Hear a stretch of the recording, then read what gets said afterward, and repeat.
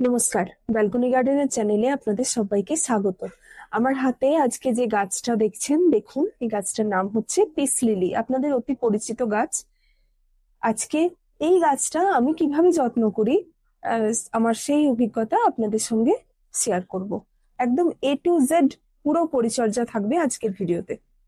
গাছটার নাম peace lily, কিন্তু এটা আমাদের যত্নের উপরে নির্ভর করে যে এ আমাদেরকে কতটা পিস বা শান্তি দেবে। অনেক সময় এই গাছটা আমাদেরকে শান্তি দেয়, আবার অনেক অনেক ক্ষেত্রে আমাদেরকে অশান্তি দেয়, মানে আমাদের অশান্তির কারণ হয়ে দাঁড়ায়। কিভাবে না, গাছে ফুল আসছে না, গাছটা বাড়ছে না, গাছে পাতা পুড়ে যাচ্ছে, এরকম ধরনের নানা রকমের অসুবিধা হয়। আহ, আজকে আমি চেষ্টা করব যে আমার এই গাছটা দেখুন বেশ যথেষ্ট হেলদি রয়েছে। উম, কি আমি কি যত্ন আদি করি সেটা আপনাদের সঙ্গে শেয়ার করার আমি একটু চেষ্টা করছি। গাছটার আলোচনা প্রসঙ্গে একটা কথা বলি, এই ভিডিওটা হচ্ছে রিকোয়েস্টেড ভিডিও। এক দাদা ভাই আমাকে রিকোয়েস্ট করেছিলেন পিস লিলি নিয়ে ভিডিও করতে। দাদা ভাইয়ের নাম সম্ভবত অয়ন চক্রবর্তী, আমি যদি কিছু ভুল না করে থাকি তাহলে নামটা সম্ভবত এটাই। উনি আমাকে বারবার রিকোয়েস্ট করেছেন যে পিস লিলি নিয়ে আমি যদি একটা ভিডিও দিতে পারি, তাহলে আমি অনেকটা সেই রিকোয়েস্টের জন্যই এই ভিডিওটা করছি, যে আমার এই গাছটা করতে গিয়ে আমার সমস্যা কোথায় হয়েছে বা আমার সুবিধাই বা কোনটা হয়েছে। এটা মোটামুটি ভাবে মধ্য আমেরিকা এবং দক্ষিণ আমেরিকার গাছ, মানে উৎপত্তিটা ওইখানে। পরবর্তীকালে এই গাছটা সারা পৃথিবীতে ছড়িয়ে পড়েছে এবং মেনলি এটাকে ইনডোর প্ল্যান্ট বলা হয়। ইনডোর মানে কি? ইনডোর মানে হচ্ছে যেগুলো আহ, কড়া সূর্যের আলোতে রাখা যায় না এরকম গাছ, মানে সেমি শেডের গাছ। ইনডোর গাছ মানে আমি আগেও আপনাদের বলেছি, ইনডোর গাছ মানে কিন্তু একেবারে অন্ধকারে রেখে দেওয়ার মতন গাছ নয়, কম আলোতে হতে পারে সেই রকম গাছ, কম ইনডাইরেক্ট আলোতে হতে পারে সেই রকম একটি গাছ হচ্ছে এই পিস লিলি গাছটা। প্রথমেই আসি হচ্ছে যে এই পিস লিলির মাটি কিরকম তৈরি করব। আমরা যারা মাটির মিডিয়া ব্যবহার করতে চাইছি তারা মাটিতে ব্যবহার করব চারটে জিনিস। চারটে হচ্ছে 25% করে মাটি, 25% মাটি, 25% হচ্ছে সিন্ডার, 25% কোকোপিট, আর বাকি 25% হচ্ছে কম্পোস্ট, মানে ভার্মি কম্পোস্ট। ভার্মি কম্পোস্ট এর সঙ্গে কিছুটা পরিমাণে চাইলে আপনি ভার্মি কম্পোস্ট আর পাতা পচা সার দুটো একসঙ্গে করেও দিতে পারেন, গোবর সার দেবেন না, এইভাবে করতে পারেন। আর যারা আমার মতন মিডিয়া ব্যবহার করেন তারা তো আমি যা ব্যবহার করি সেটাই দিতে পারেন। যারা শুধুমাত্র সিন্ডারে করতে চাইছেন তাদের বলবো সিন্ডারের সঙ্গে কিছুটা পরিমাণে কোকোপিট মিশিয়ে নিন। কোকোপিট মিশিয়ে নিলে সুবিধা এটা হবে, আপনাকে জল কম দিতে হবে। আর এইগুলোর সাথে এই যে মূল মিডিয়াটা, এর সাথে অবশ্যই মিশ্র জৈব সার দিতে পারেন, কিন্তু একটা জিনিস ইনশিওর করবেন, এক্ষেত্রে যেন সর্ষের খোল না থাকে। নিম খোলটা থাকতে পারে, নিম খোলটা থাকতে পারে, কিন্তু সর্ষের খোল গুঁড়ো বা সর্ষের খোলের জল কোনোটাই পিস লিলি গাছে দেবেন না। যদি সিন্ডারে করেন তাহলে তবু কিছুটা সর্ষের খোল পচা জল দিতে পারেন, না দেওয়াটা বেটার হবে। আর যারা মাটি বা আমার মতন মিডিয়াতে করছেন তারা কিন্তু সর্ষের খোলটা অ্যাভয়েড করবেন। আর যদি মনে করেন মিশ্র জৈব সার দেবো না, তাহলে একটু হাড়ের গুঁড়ো, শিংকুচি, কোনো ভালো কোনো ধরুন জিয়ার দানা, ও কোনো ভালো মানে ভিটামিন, ডাস্ট ভিটামিন, এগুলোকে একসঙ্গে করে সেটাও কিন্তু যখন আপনি মিডিয়াটা তৈরি করছেন তখন একসঙ্গে মিশিয়ে রাখতে পারেন। তবে মিশ্র জৈব সার যদি দিতে পারেন খুব ভালো হয়, খুব ভালো রেজাল্ট পাওয়া যায়, সর্ষের খোলটা যেন না থাকে আমাদের। এই ছিল মাটি। এবার মাটির পর হচ্ছে গাছে খাবার কি দেব।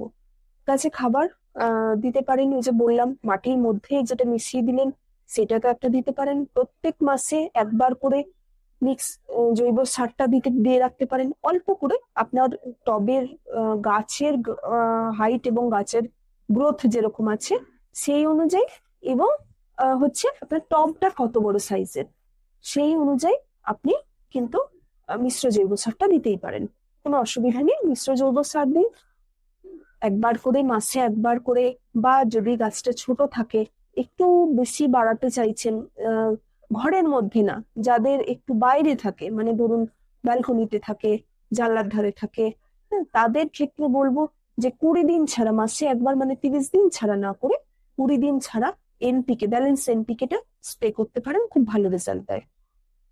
আর কি করবেন? আর হচ্ছে একটা তো সিউইড বেসড ফার্টিলাইজার, মানে সাগরিকা দিতে পারেন, স্প্রে করতে পারেন, মাসে একবার করে করুন, 15 দিন ছাড়া করুন। একটা ভালো ভিটামিন ব্যবহার করুন, ভালো ভিটামিন, আমি বারবার ভিটামিনের নাম বলেছি, আপনার কাছে যে কোনো ভালো ভিটামিন আছে সেইগুলো ব্যবহার করুন। একবার করে আপনি কোনো সিউইড বেসড ফার্টিলাইজার দিন, আর একবার করে ওই ভিটামিনটা দিন, এইভাবে ঘুরিয়ে ফিরিয়ে দিন, কোনো অসুবিধা নেই। আর হচ্ছে যে উম, এইগুলো হচ্ছে মেন এর খাবার। যখন গাছের গ্রোয়িং পিরিয়ড আসবে, মানে এই শীতকালটা বাদ দিয়ে, এই শীতটাই কি হয়, শীতটাতে একটু ওদের একটু ডরমেন্সি চলে, যদিও শীতে আমার গাছে ফুল আপনারা দেখতে পাচ্ছেন যে কি পরিমাণে ফুল রয়েছে। এরকম একটা, দুটো, তিনটে, চারটে, আর এই ভেতরে আর একটা, এই দেখুন, এই দেখুন আর একটা, 5টা ফুল আমি দেখতেই পাচ্ছি। এছাড়া গাছের কাণ্ডগুলোকে দেখে আমার যেটা মনে হচ্ছে আরো স্টিক আসছে, আমি স্টিক এলে আপনাদেরকে দেখাবো। গাছটাকে একটু বেশি তাড়াতাড়ি যদি মনে করেন যে বাড়াতে চাইছেন, তাহলে একটু, মানে কেমিক্যাল ফার্টিলাইজারই ওটা, সেটা হচ্ছে একটু ন্যানো ইউরিয়া পাওয়া যায়, ন্যানো ইউরিয়া, ন্যানো ডিএপি পাওয়া যায়। যখন গাছটা, মানে ধরুন গরমটা পড়ে যাবে, তারপরে একবার, মানে খুব ভরপুর গরমে দিতে বলছি না, এই ধরুন মার্চ মাস করে একবার আপনি ওই ন্যানো ইউরিয়া বা ন্যানো ডিএপি কিন্তু 1 ml 7 দিন ছাড়া ছাড়া 1 মাস দিয়ে দেখতে পারেন, রেজাল্ট ভালো পাওয়া যায়। আর কি দিতে পারেন? গাছকে একটু, মানে ভেজিটেটিভ গ্রোথটা বাড়ানোর জন্য আমি বলছি, ভেজিটেটিভ গ্রোথ বাড়ানোর জন্য ফিস ফার্টিলাইজার পাওয়া যায়। ফিস ফার্টিলাইজার এতটাই নাইট্রোজেন সমৃদ্ধ একটা খাবার, যেটা, মানে একটা সর্ষের খোলের যে গুণ, সর্ষের খোল তো ব্যবহার করা হয় মেনলি নাইট্রোজেনের জন্য, এই সর্ষের খোলের গুণটাকে 10 গুণ বাড়াতে পারে, মানে 10 গুণ বেশি, মানে সর্ষের খোলের সঙ্গে মিশিয়ে দিতে বলছি না, আমি বলছি কম্পেয়ার করলে যেটা দাঁড়াচ্ছে, যে সর্ষের খোলের যে গুণ তার থেকে 10 গুণ বেশি থাকে হচ্ছে 1 ml যদি 1 লিটার জলে ব্যবহার করে, যে কোনো ফিস ফার্টিলাইজার, যে কোনো কোম্পানির ফিস ফার্টিলাইজার যদি ব্যবহার করতে পারেন, খুব ভালো হয়। আমার কাছে একটা ফিস ফার্টিলাইজার আছে, আমি নিয়েছিলাম, আপনাদেরকে দেখাচ্ছি, দাঁড়ান। আমার কাছে একটা ফিস ফার্টিলাইজার রয়েছে, সেটা হচ্ছে এইটা, হ্যাঁ, এটা যে কোনো কোম্পানি কিনতে পারেন, আমি আর কোম্পানিটাকে ওইভাবে দেখাচ্ছি না। কিনেছি আমি একটা, বেশ কয়েকটা গাছে আমি একবার দুবার দিয়েওছি, দেখছি যে রেজাল্টটা কিন্তু ভালোই পাওয়া যাচ্ছে। মানে আমি একটা কোথাও শুনে এটা কিনেছিলাম, শোনার পর দেখলাম যে হ্যাঁ, সত্যি সত্যি এটা কিন্তু কাজটা ভালো দেয়। তাহলে ফিস ফার্টিলাইজার আমরা ব্যবহার করতে পারি। আর যেটা বলছিলাম যে ফেব্রুয়ারি মাসের শেষ থেকে মার্চ মাসটা, যখন এদের ভেজিটেটিভ গ্রোথ নতুন করে আবার শুরু হয়ে যাবে, তখন এই সময় কিন্তু আমরা একটু ন্যানো ডিএপি, এই যে এটা ইফকোর প্রোডাক্ট, আমি এগুলো মেনলি ইফকোর প্রোডাক্টই কিনি, ইফকোরটা একটু দামটা কম পড়ে বাকিগুলোর তুলনায়। আপনারা যে কোনো কোম্পানির কিনতে পারেন, কোনো অসুবিধা নেই। আমি ন্যানো ডিএপিটা দেবো, মানে ন্যানো ডিএপিটা ওই সময়টাই দেওয়া যায়, ওই সময় ন্যানো ডিএপি 7 দিন ছাড়া ছাড়া, এবং উম, এই ফিস ফার্টিলাইজার মাসে একবার দিন, তাহলেই যথেষ্ট। মাসে একবার দিলে, মানে 4টে সপ্তাহের মধ্যে 3 সপ্তাহ আপনি ডিএপি দিন, আর একটা সপ্তাহেতে আপনি ফিস ফার্টিলাইজারটা দিতে পারেন, রেজাল্ট খুব ভালো পাবেন। এবং আমি আরেকটা জিনিস আপনাদেরকে এখন থেকেই বলে রাখছি, আমি কিন্তু অ্যাগ্লোনিমাতেও এই একই কাজ করব। মানে যেহেতু ওরা শীত থেকে গরমের দিকে যাচ্ছে, মানে আবার নতুন করে শীত ঘুম কাটিয়ে উঠছে, ওদেরকে একটু জাগিয়ে তোলার জন্য, একটু বুস্ট করার জন্য এই খাবারগুলো একটু প্রয়োজন আছে। এগুলো দিলে কি হবে, গাছগুলো, এই যে দেখুন, এত বড় বড় যে পাতা, এত বিশাল বড় বড় পাতা, ফুলগুলো অনেক বড় হয়। এই যে ধরুন, এই যে কুড়িটা, এখনো পর্যন্ত ফুলটা খোলেনি, মোটামুটি কুড়িটা দেখুন, এরকম এত, আরো বড় হয়। এটাও তাই, অনেকটা বড় বড় হয়েছে। উম এই এইগুলো এবং গাছের পাতা যে গ্লেজি হওয়া, এইগুলো কিন্তু একটু এসব দিলে হয়, আমি দেখেছি দিয়ে। তাহলে আপনারা ওইগুলো দিতে পারেন। এগুলো প্রত্যেকটাই বললাম, এই খাবারগুলো হচ্ছে উম, পাতায় স্প্রে করার জন্য, গোড়ায় দেওয়ার জন্য নয়। গোড়ায় কোনটা দেবেন? মিশ্র জৈব সার থাকলে সেটা গোড়ায় দিতে পারেন, মাসে একবার সামান্য পরিমাণ দিন, আপনার টবের সাইজ অনুযায়ী দিন, তাতেই কাজ হবে।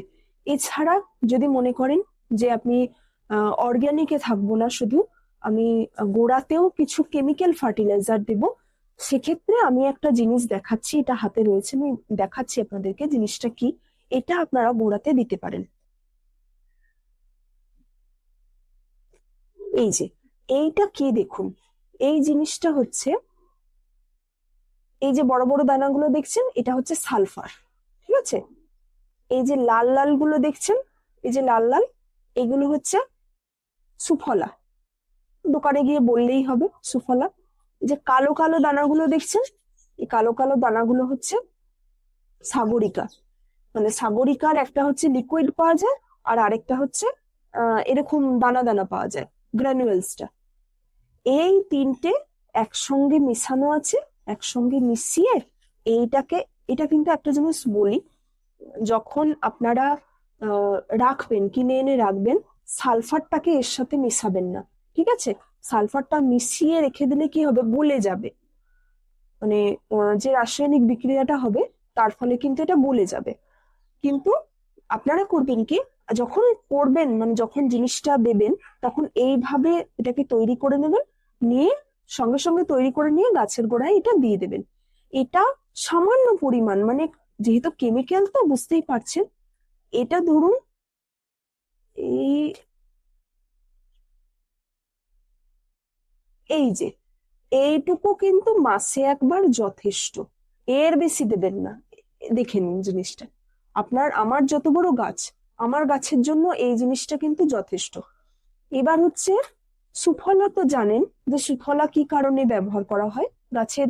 সুফলা তো এনপিকে, তো গাছের সার্বিক একটা বিকাশ ঘটে।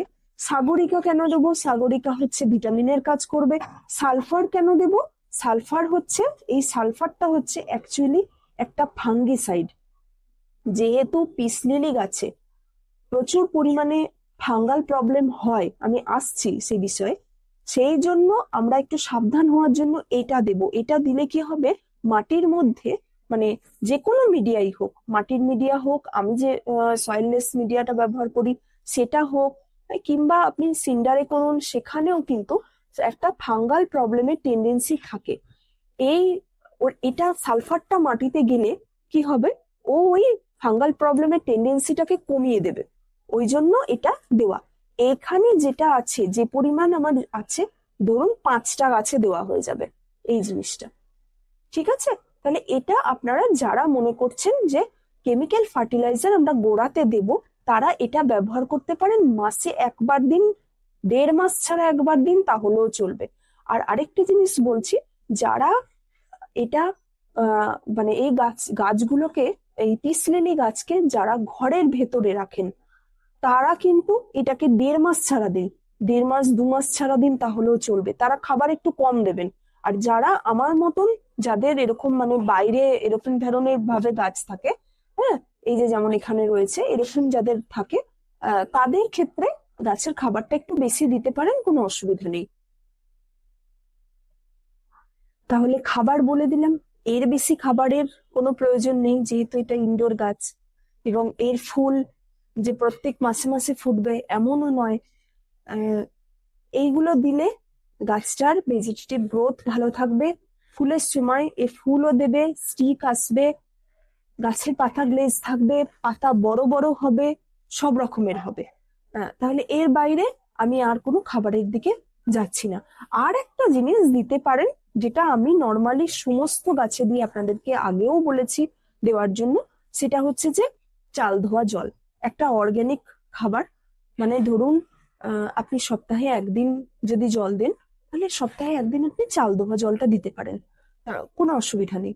আর কলার খোলার ভেজানো জল, পেঁয়াজের খোসা ভেজানো জল অনেকে দেন, দিতে পারেন, কিন্তু এক্ষেত্রে বলবো যে যেহেতু এটা পিস লিলি, মানে এর একটা টেন্ডেন্সি থাকে হচ্ছে ফাঙ্গাল প্রবলেমের, তাহলে একে চাল ধোয়া জলটা বাদ দিয়ে ওই কলার খোসা বা পেঁয়াজের খোসা ওগুলোর মধ্যে এমনিতেই একটা, যেহেতু একটা সবজির খোসা, তো সবজি বা ফলের খোসা ওটা, তাহলে খোসা পচানো জলের মধ্যে একটা ফাঙ্গাল প্রবলেমের একটা টেন্ডেন্সি থাকে, নিয়ে আসার মানে ডেকে আনার আর কি।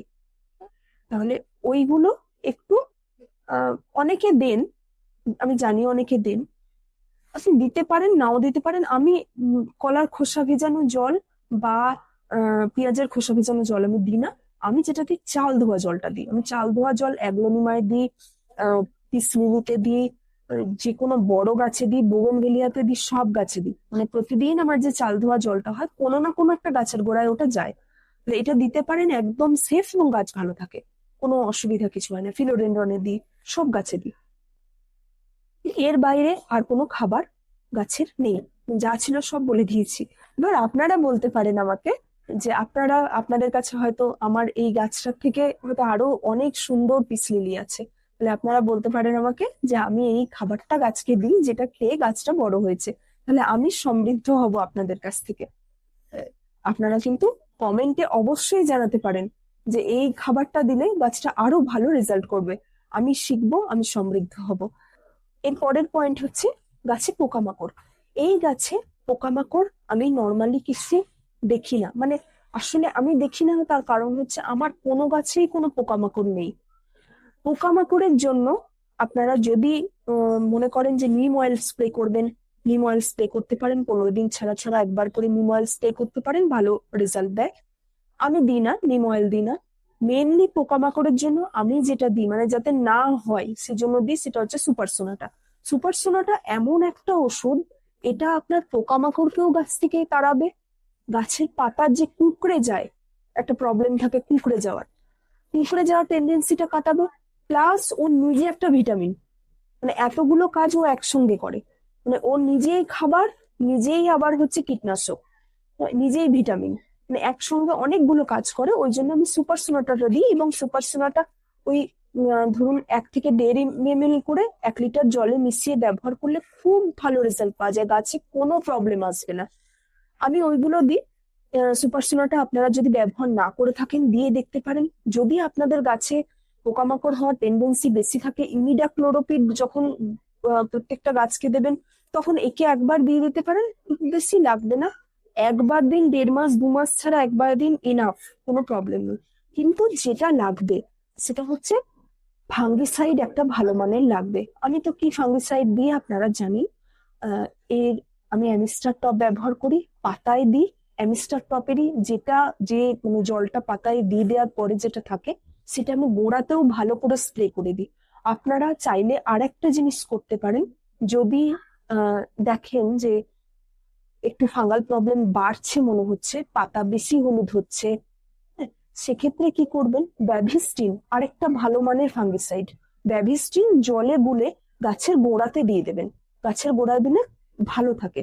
গাছে কিরকম ফাঙ্গাল প্রবলেম কিরকম হয় দেখুন, মানে এই যে গাছটা, এই দেখুন আমার গাছেও কিন্তু একটা দুটো দেখতে পাবেন। এই দেখুন, এটা একটা হলুদ পাতা, এই করে যদি ছিঁড়তে না পারেন, জাস্ট কাঁচি করে কেটে দেবেন। আর একটা আছে এই যে ভেতরে, এই দেখুন আর একটা হলুদ পাতা, এটাকেও সেম আমি কেটে দেবো। এরম খুব সাবধানে কাটবেন, হ্যাঁ, মানে আমি কাটতে গিয়ে একটা ভালো পাতা কেটে ফেললাম। হুম। আর এই সাইডে আরেকটা আছে,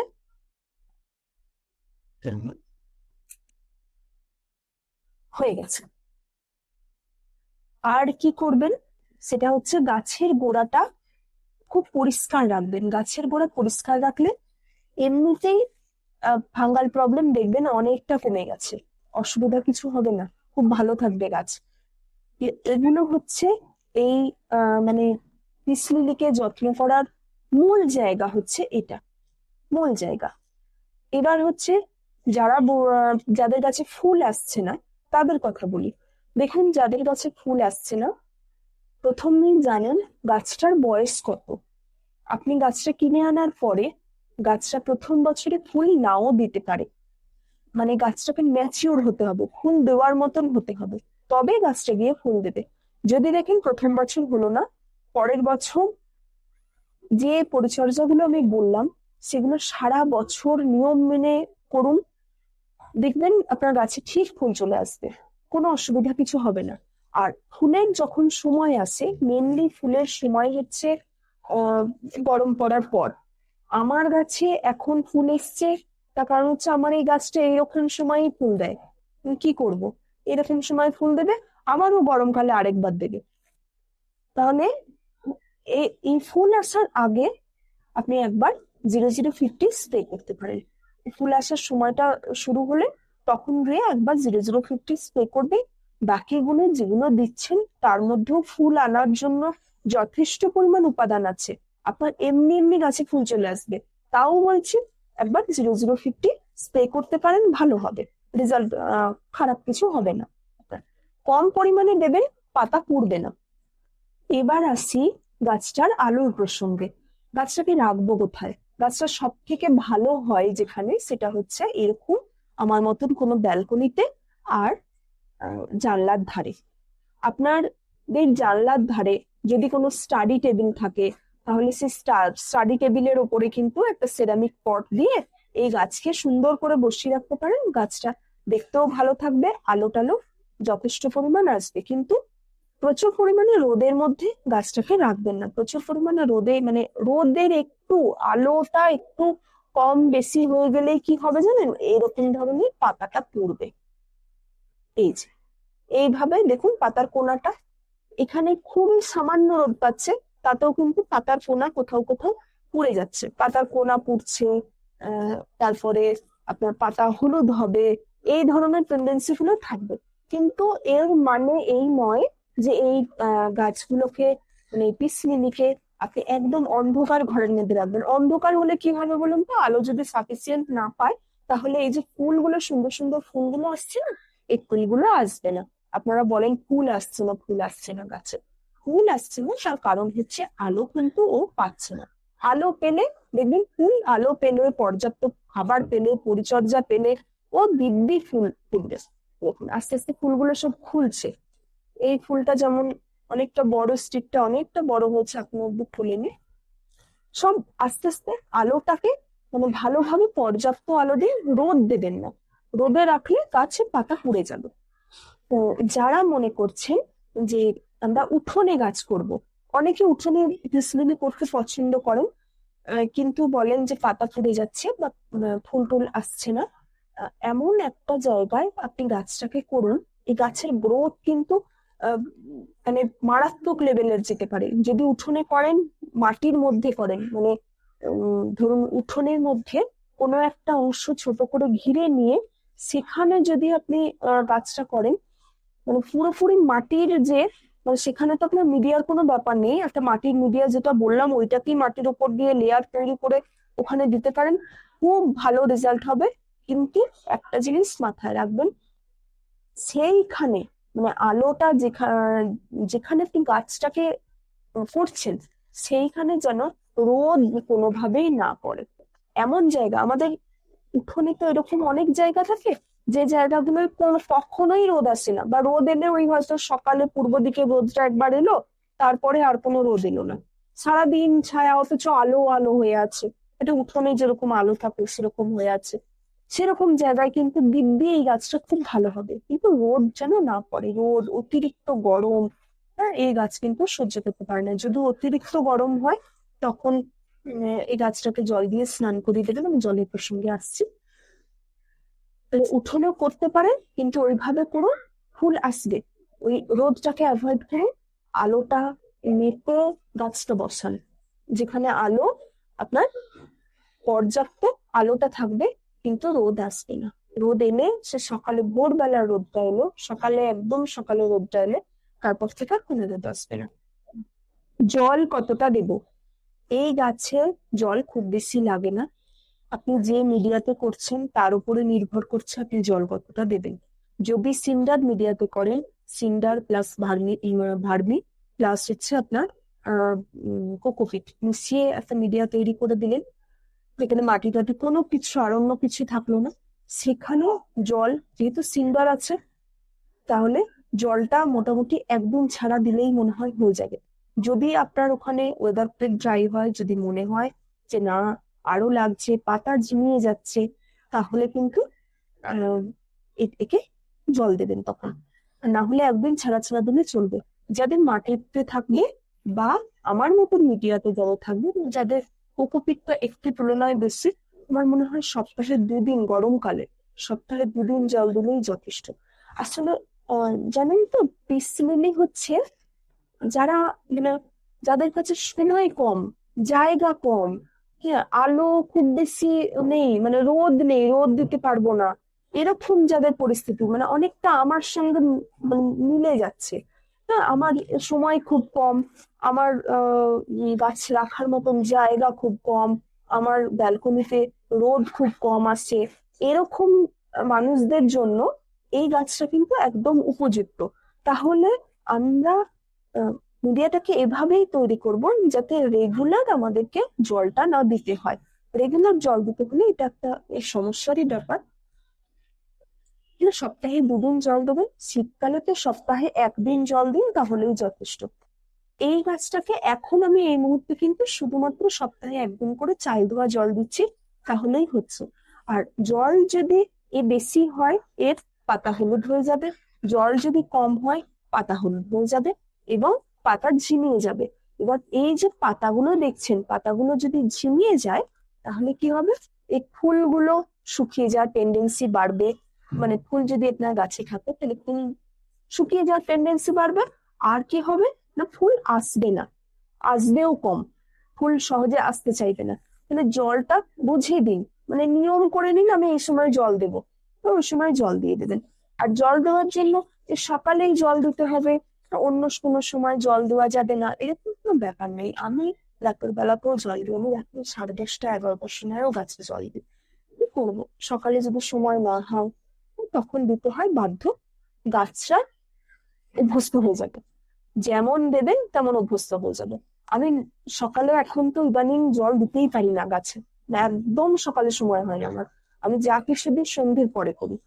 তো দিদি গাছ তো রয়েছে, গাছরাও আপনার সঙ্গে দেখবেন আস্তে আস্তে অভ্যস্ত হয়ে যাচ্ছে। আর যখন জল দেবেন, সপ্তাহে 1 দিন যদি জল দেন, ভরপুর জল দেবেন, যাতে ড্রেন আউট হয়ে যায়। জলটাকে এইভাবে গোড়াতে ঢেলে দিতে পারেন। আর একটা কিভাবে দিতে পারেন, কোনো একটা বড় পাত্র, তার মধ্যে ধরুন জল আপনি নিলেন, একটা গামলার মধ্যে জল নিলেন, নিয়ে তার মধ্যে টবটাকে বসিয়ে দিলেন। ও আস্তে আস্তে নিচ থেকে জলটা টানবে, টেনে ওর মানে খাবার, ও কিন্তু ওই জলটা যেটা ওর প্রয়োজন সেই জলটাও নিয়ে নেবে। তারপরে বাকি জলটা আপনি ফেলে দিলেন। শুনুন, বৃষ্টি পড়লে বৃষ্টির জল অবশ্যই দেবেন পিসলিলিকে। যখন বৃষ্টির দিন আসবে, পিসলিলিকে অবশ্যই বৃষ্টির জল খাবেন। বৃষ্টির জল আমি অ্যাগ্লোনিমাকেও খাওয়াই, আমি আপনাদের বলেছি সেটা, আপনাদেরকে আমি ভিডিওতেও দেখিয়েছি যে বৃষ্টি পড়ছে, অ্যাগ্লোনিমা ভিজছে, তাতে অসুবিধা নেই। মাঝে সাঝে একটু আধটু বৃষ্টির জল দিলে বরং ওদের উপকার হয়, ইনডোর গাছেরও উপকার হয়। এইভাবে গাছটা করুন। এই গাছের পট নির্বাচন নিয়ে একটা সমস্যায় পড়তে হয়, যেহেতু গাছগুলো অনেকের কাছেই বাড়ির ভেতরে থাকে, তাই মাটির টবটা অ্যাভয়েড করেন অনেকে। আমি মাটির টবে করিনি, আমাকে দেখতে দেখালাম আপনাদের। এরকম একটা কি বলে, প্লাস্টিকের টবে করেছে। প্লাস্টিকের টবে করতে পারেন, ডাইরেক্ট সেরামিক টব ব্যবহার করবেন না। প্লাস্টিকের টবে করে সেটাকে কোনো সেরামিক টবের মধ্যে দিয়ে টেবিলে সাজিয়ে রাখুন, দেখতে ভালো লাগবে। আহ, একদম সেরামিক টবে দিয়ে দিলে, ডাইরেক্ট যদি আপনি সেরামিক টবে দিয়ে দেন, তাহলে কি হবে, ওর যে জল শুকানোর যে টেন্ডেন্সিটা একেবারে কমে যাবে। তাহলে সেটা কিন্তু গাছের জন্য খুব একটা ভালো হবে না। গ্রো ব্যাগে করবেন না, গ্রো ব্যাগের মধ্যে না করে কোনো প্লাস্টিকের টবে করুন, করে সেটাকে বসিয়ে রাখুন, সেরামিক টবে বসিয়ে রাখুন। প্লাস্টিকের টবকে ডিজাইন করে তাকেই ডাইরেক্ট বসিয়ে রাখতে পারেন। অনেক এখন তো মার্কেটে অনেক সুন্দর সুন্দর প্লাস্টিকের টব বেরিয়েছে, মানে একটা প্লাস্টিকের টবে করে আরেকটা প্লাস্টিকের টবের মধ্যে সেটাকে সেট করে দিলেন, সাজিয়ে রাখলেন। এইভাবে করতে পারেন। টব নির্বাচন করুন, একটু গাছটা যত বড় সেই অনুযায়ী একটু ছোট মাপের টব নিন, রেজাল্ট ভালো পাবেন। একবারে বিশাল বড় একটা জায়গার মধ্যে যদি করে দেন, পাত্রের মধ্যে তো বসিয়ে দেন, ও জল আপনি যখন দেবেন তখন দেখবেন জল কিন্তু বেশি হয়ে যাচ্ছে, জল বেশি হয়ে যাবে, খাবার বেশি হয়ে যাবে, ছোট গাছ নিতে পারবে না। সেই অনুযায়ী আপনি গাছের সাইজ দেখে সেই অনুযায়ী আপনি করুন। প্রোপাগেশন, এই গাছের প্রোপাগেশন কি করে করব? আমি এর একটাই মেথড জানি। অনেকে বলেন যে এটা বীজ থেকে হয়, আমি বীজ থেকে কোনোদিন করিনি।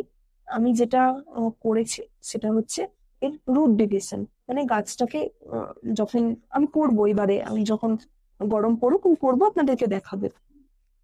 যখন এই গাছটা আহ, তুলবো, পর থেকে তুলবো, তোলার পর আস্তে আস্তে করে এটা ছাড়িয়ে নেওয়া যাবে। আসলে হয় কি, গাছটা আমরা ধরুন, আমি এই এই টবটাতে, যেহেতু কেন ছোট টব আপনারা দেখছেন, ছোট টব দেখছেন তার কারণ হচ্ছে আমি একটা গাছ বসিয়েছিলাম।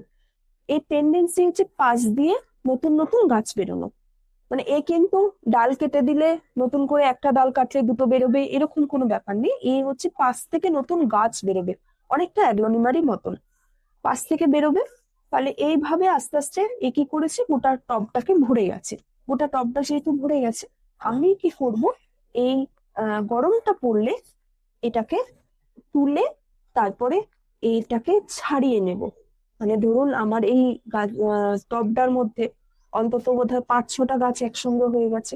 5-6টাকে আমি চাইলে আলাদা আলাদা, প্রত্যেকটাকে আলাদা আলাদা করে দিতে পারি, অথবা 2-3টে করে একসঙ্গে বসাতে পারি। এইভাবে রুট ডিভিশন করে এই গাছের প্রপাগেশন সম্ভব। আর কোনো উপায় প্রপাগেশনের আমার কাছে জানা নেই। আর হচ্ছে যে এই গাছটা কি আহ, জলে হয়, এই গাছটা জলে একদম প্লেন জলের মধ্যে এই গাছটা হয় কিনা আমার জানা নেই। তার কারণ হচ্ছে আমি একে কোনোদিন একবারে জলের মধ্যে করিনি, মানে আমি যা করেছি সব এই ধরনের মিডিয়াতেই করেছি। একদম আমি প্লেন জলের মধ্যে গাছ করা আমি কিন্তু এই গাছটাকে করিনি। প্লেন গাছের জলের মধ্যে আমি অ্যাগ্লোনিমা করেছি, তারপরে লাকি বাম্বো সেগুলো করেছি, কিন্তু পিস লিলিকে আমি প্লেন জলের মধ্যে করিনি। আমি তার বলতে পারবো না যে জলে হবে কিনা। পিস লিলির বেশ কয়েকটা ভ্যারাইটি আছে, মানে আমার কাছে যে ভ্যারাইটিটা এটা দেখছেন এটা একটা আহ, বড় বড় পাতার ভ্যারাইটি, আর একটা আছে ভ্যারিকেটেড পাতার ভ্যারাইটি। ভ্যারিকেটেড পাতা হলে ফুল কম হবে, এটা নিয়ে চিন্তা করবেন না, যেহেতু ওটা পাতা দেখতে, পাতার মধ্যে সাদা সাদা সুন্দর দাগ থাকে। দাঁড়ান, আমার কাছে আছে এই ছোট্ট গাছ, এই দেখুন, এই ছোট্ট ভ্যারিকেটেড পাতার পিস লিলিটা আমি কিনেছিলাম। ভ্যারিকেশনটা এখন খুব একটা বুঝতে পারছি না, শীতকাল তো ভ্যারিকেশনটা চলে গেছে। ভ্যারিকেশন যখন হবে, এই দেখুন এর পাতা পুড়ে যাচ্ছে, এই দেখুন এইভাবে পাতাটা পুড়েছে। এই যে পাতার দাগ দাগ বুঝতে পারছেন, এগুলোই হচ্ছে ভ্যারিকেশন। সাদা সাদা সাদা সাদা পাতার মধ্যে ছিটে থাকবে এরকম হয়। আর একটা হচ্ছে চওড়া পাতারই হয়, মানে যেটা যার মধ্যে আপনারা দেখলেন ফুল, ওটা ছাড়াও আর একটা চওড়া পাতার হয়। তার পাতার কালারটা এটার যেমন যতটা ডার্ক, তার কালারটা একটু লাইট হয়, কিন্তু বড় পাতার। ওটাকে নর্মালি বলা হয় ওটা দেশি ভ্যারাইটি। ফুল হয়, ফুলের সাইজ একটু ছোট হয়, ফুল হয় ওটাতেও সুন্দর, একই রকম দেখতে ফুল হয়, এই সাদা একই রকম দেখতে ফুল হয়, কিন্তু ফুলের সাইজটা একটু ছোট হয়। আর যেটা আমার কাছে এখন দেখলেন আপনারা বড় গাছটা, সে বড় গাছের ফুলগুলোও বড় হয়, পাতাগুলো অনেক বড় হয়, ফুলগুলোও প্রচুর বড় হয়। এই ছিল এই পিস লিলির A to Z পরিচর্যা। মানে আমার কাছে পিস লিলি সম্পর্কে যা জানা ছিল আমি সবটাই আপনাদেরকে বলে দিলাম। এরপর আরো যদি কিছু প্রশ্ন থাকে আমাকে কমেন্ট করে জানাতে পারবেন। আপনাদের বাড়িতে যদি পিস লিলি থাকে, আপনাদের কিরকম অভিজ্ঞতা হয়েছে সেটা আমার সঙ্গে শেয়ার করুন, কমেন্ট বক্স খোলা আছে। ভিডিওটা যদি ভালো লাগে, যদি মনে হয় যে হ্যাঁ কাজের হয়েছে, তাহলে ভিডিওটাকে প্লিজ লাইক করবেন, বন্ধুদের সঙ্গে শেয়ার করবেন। আর চ্যানেলে যদি নতুন আসেন, নতুন বন্ধু হয়ে থাকেন, তাহলে চ্যানেলটাকে সাবস্ক্রাইব করবেন। সাবস্ক্রাইব করে বেল আইকনটা ক্লিক করে দেবেন, তাহলে আমি যখনই কোনো নতুন নতুন ভিডিও দেব তখন আপনার কাছে নোটিফিকেশন চলে যাবে। মেবি ওই ভিডিওটা আপনার কাজে লাগতে পারে। অনেক অনেক ধন্যবাদ।